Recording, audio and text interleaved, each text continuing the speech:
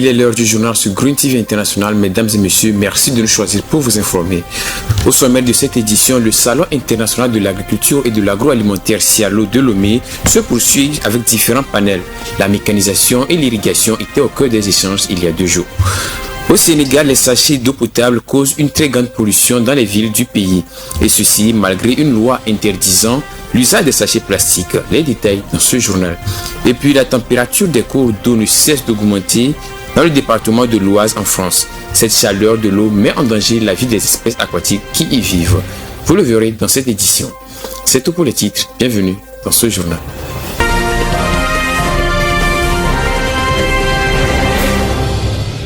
Les activités de la 10e édition du Salon international de l'agroalimentaire et de l'agriculture de Lomé Cialo 2023 se poursuivent sur le site du CTF Togo 2000. Pour le 8e jour de ce salon, un panel a eu lieu portant sur le thème central de cette édition qui est la mécanisation et l'irrigation, levier d'une agriculture moderne et durable. Notre équipe de reportage était sur les lieux. Voici le compte rendu avec les images de Mika Getche. Les échanges autour des différentes thématiques et enjeux se multiplient à cette 10e édition du Salon international de l'agriculture et de l'agroalimentaire de Lomé Cialo 2023. Et pour le 8e jour de l'événement, un panel riche constitué d'experts du secteur agricole issus du ministère togolais de l'agriculture et de ses partenaires locaux et internationaux a eu lieu au centre togolais des expositions et foires de Lomé. La thématique abordée en ce jour portait sur la mécanisation et l'irrigation, levier d'une agriculture moderne et durable. La mécanisation devrait contribuer à alléger la pénibilité, à la rendre beaucoup plus facile, et plus rapide, plus productive et donc à attirer les jeunes et à s'y investir.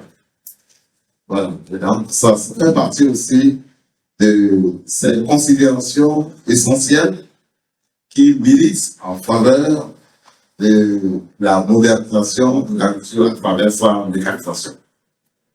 Et la compétitivité des produits dont on parlait et nécessite que la transformation des produits se fasse suivant certains standards, certaines normes, de façon que les produits obtenus puissent répondre aux critères de qualité, non seulement sur le marché international, c'est bien sûr, mais sur le marché national où la population devient de plus en plus exigeante.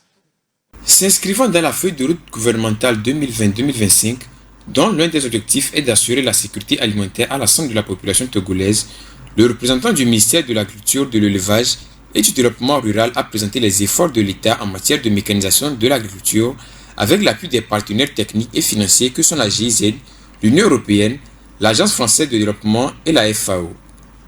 Je pense que les partenaires techniques et financiers, je veux nommer en premier lieu l'Union européenne, qui depuis quelques années a commencé par faire des efforts pour accompagner les verts togolais dans tout ce qui est promotion de mécanisation et surtout de l'irrigation aussi.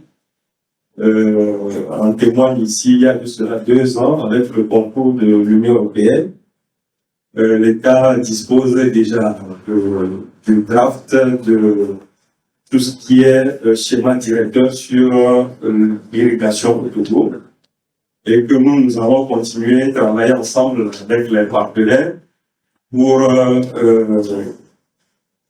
apporter la stratégie nécessaire qui sera la déclinaison pour la mise en œuvre de ce schéma directeur sur l'irrigation. L'irrigation est le second aspect qui a fait l'objet des échanges. À ce point, les différents experts ont discuté et présenté l'importance de l'installation des systèmes d'irrigation sur l'étendue du territoire pour faire croître en temps et en espace les différentes cultures et par ricochet augmenter la production. L'aspect du genre a été également abordé afin de prendre en compte le travail des femmes dans la chaîne de production agricole. Ainsi, la mécanisation et l'irrigation réfléchie et mise en place efficacement permettront aux populations de faire des cultures en tout temps et ceci face aux contraintes dues au changement climatique.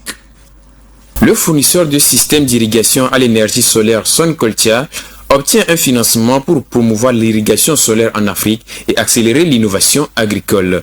Les fonds sont apportés par Nitio Financial Intermediary, un véhicule d'investissement mis en place par la plateforme Nitio, spécialisée dans le financement des énergies renouvelables basées sur l'intelligence artificielle. Alexandra Adekami. L'attrait des investisseurs pour les solutions de Sun Culture ne cesse de croître. Le fournisseur de systèmes d'irrigation à l'énergie solaire basé à Nairobi au Kenya vient d'obtenir un nouveau financement de Nitio Financial Intermediary, un véhicule d'investissement mis en place par la plateforme Nitio, spécialisée dans le financement des énergies renouvelables basé sur l'intelligence artificielle.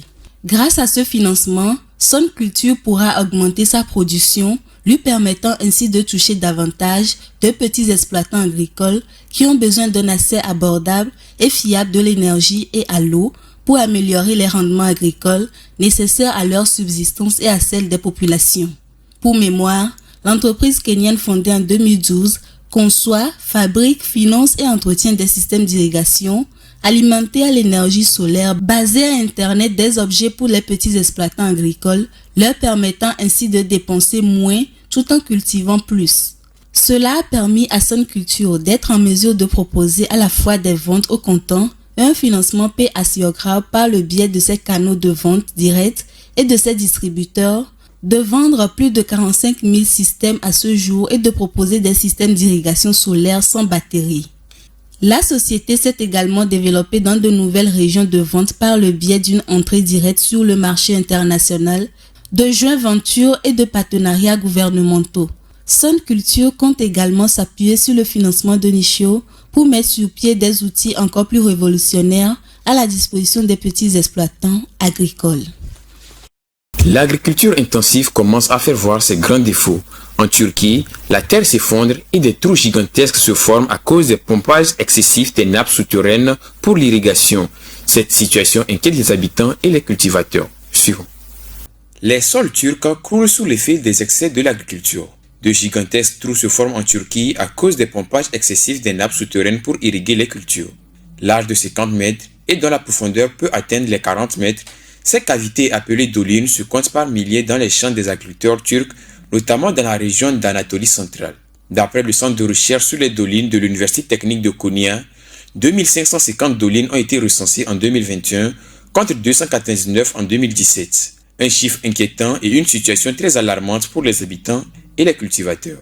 L'agriculture intensive est pointée du doigt car à l'origine, ces trous se créaient naturellement par l'érosion du calcaire. Mais depuis quelques années, l'augmentation exponentielle de cette doline est due au pompage excessif des nappes souterraines pour l'irrigation. En effet, depuis plus de 60 ans, la Turquie s'est lancée dans la transition vers une agriculture intensive. Ceci a poussé les cultivateurs à creuser des puits plus profonds, provoquant une baisse du niveau des nappes souterraines dans les années 1980 selon le professeur Fethullah Arik, directeur du département d'ingénierie géologique de l'Université de Konya. Il affirme que les baisses du niveau des puits sont passées de 1 à 2 mètres après les années 2000 à 20 mètres ces dernières années. D'après un rapport du Fonds mondial pour la nature, environ 45% de l'eau utilisée à des fins agricoles provient des nappes souterraines. Tous ces facteurs entraînent la formation des dolines dont les conséquences sont considérables. Le professeur Fethullah Arik certifie que les dolines endommagent les habitations, les infrastructures et des terrains agricoles. Ces grands trous représentent aussi un risque pour les habitants. Heureusement, aucune victime n'est à déplorer à cause de la formation de ces gouffres. Mais certains riverains vivent dans la peur et sont contraints parfois de déménager car des dolines sont tout près de leur habitation. Ce problème des dolines ne se pose pas seulement en Turquie. De gigantesques cavités similaires se sont déjà créées en Australie, en Israël et en Floride aux États-Unis à cause des mines abandonnées, de l'exploitation de sable et le pompage excessif des nappes souterraines. Les sachets d'eau potable provoquent une catastrophe écologique au Sénégal. Ces sachets polluent les rues et les plages des villes sénégalaises. Malgré une loi interdisant l'usage des sachets plastiques, ceux-ci sont toujours commercialisés en raison de leur création d'emplois. Irène Papadina pour les détails. Au Sénégal, les sachets d'eau à usage unique ont provoqué une catastrophe écologique. Facile à transporter, moins cher que les bouteilles et facilement disponibles, les petits sachets d'eau potable font partie intégrante de la vie de la population sénégalaise. Amadou Diallo s'est spécialisé dans leur fabrication. C'est ça qui prend l'eau au niveau du robinet. Qui ça vient au niveau des réservoirs, des 2 réservoirs de 1000 litres. C'est-à-dire, les 2 réservoirs, c'est 2000 litres. Maintenant, après ça, il y a une pompe. C'est la pompe qui tire l'eau pour amener vers la machine. En passant par ces filtres que vous voyez. Il y a 3 filtres et puis un charbon. Les filtres, ça filtre l'eau. Le charbon, ça améliore le goût. Même si le Sénégal avait adopté en 2020 une loi interdisant l'usage des plastiques, cela n'impacte pas la commercialisation des sachets d'eau dont la fabrication et la distribution font travailler des milliers de personnes. À Dakar, la capitale, personne ne prête attention aux déchets plastiques qui traînent un peu partout dans les rues et sur la plage. Sur la plage de Yann, ils se mêlent à la masse de déchets drainés par les eaux nauséabondes de canalisation défectueuses. Ils jonchent les abords des stades et le pied des chantiers. Ils sont même présents dans nos aliments.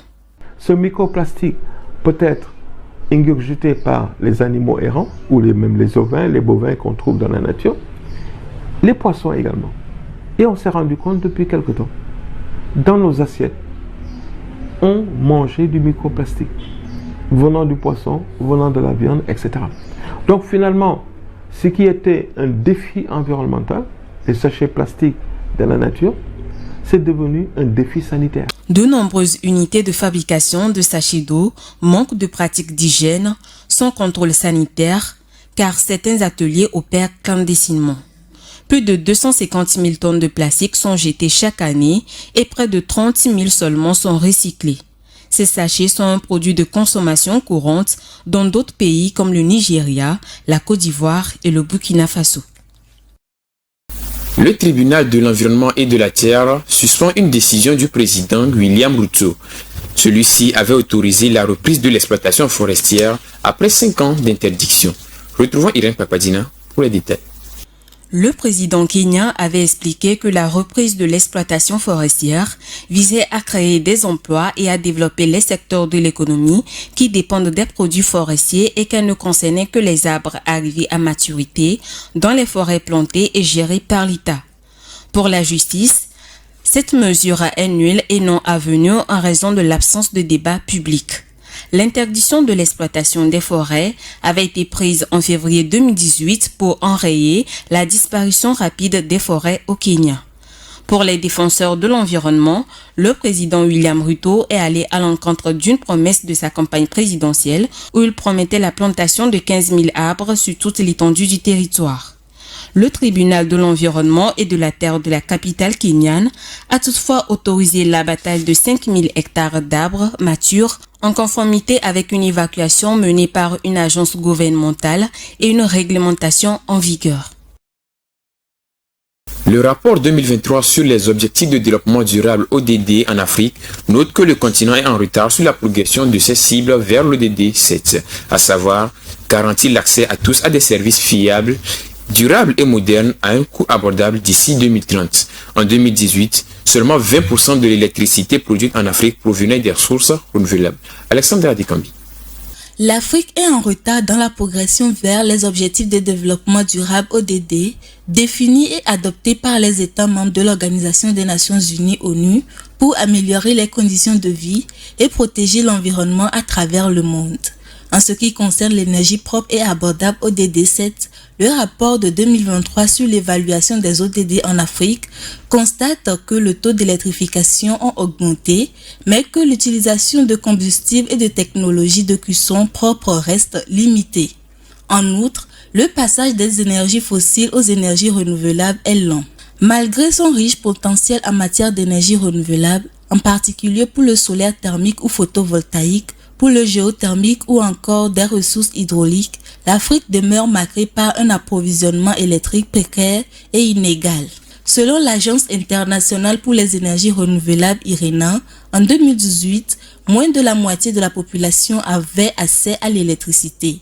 Aussi, sur l'électricité produite en Afrique cette année-là, seulement 20% provenaient des sources renouvelables.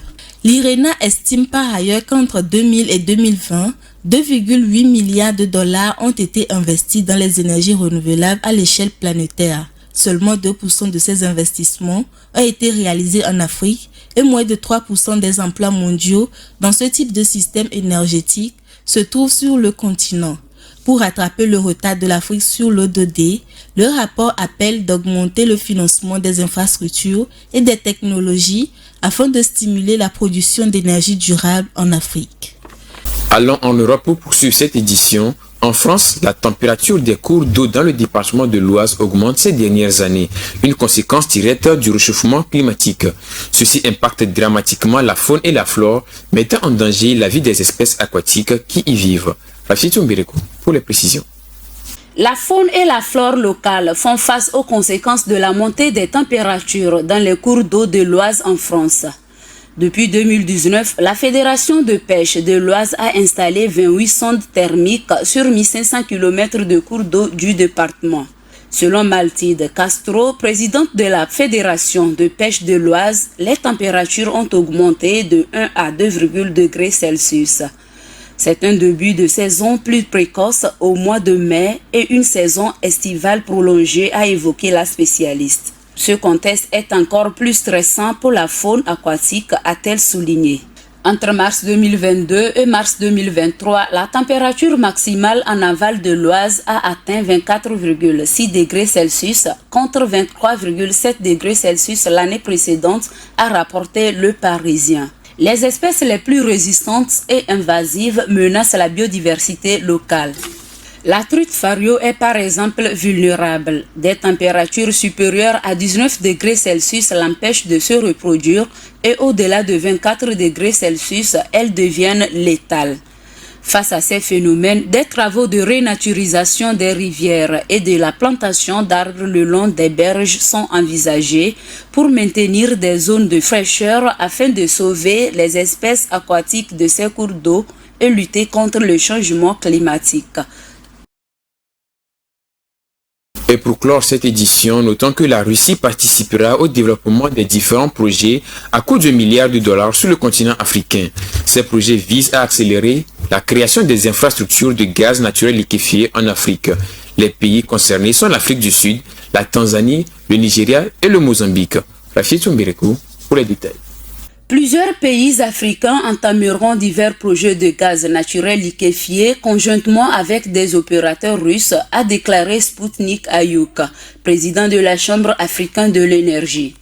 Ces projets qui écopent plusieurs millions de dollars visent à créer des infrastructures de gaz naturel liquéfié dans 4 pays africains, notamment l'Afrique du Sud, la Tanzanie, le Nigeria et le Mozambique, a-t-il claironné en marge de la semaine russe de l'énergie à Moscou. De plus, plusieurs entreprises russes devraient prochainement rejoindre des consortiums au Mozambique, au Congo, au Sénégal et au Kenya afin de les développer. Ainsi, les exportations devraient augmenter de 51% d'ici 2030 pour atteindre un volume de 100 milliards de mètres carrés. Dans un rapport publié en mai dernier par la Chambre africaine de l'énergie, il ressort que l'Afrique devrait considérablement bondir ses exportations dans les années à venir.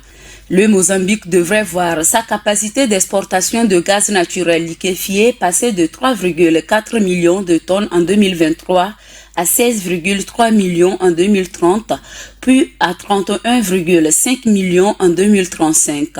De même, le Sénégal, la Mauritanie et la Tanzanie devraient accroître rapidement leur capacité d'exportation du gaz naturel liquéfié d'ici à 2035, selon ce rapport. Ainsi prend fin cette édition. Merci de votre attention. L'information environnementale continue sur votre chaîne Green TV International.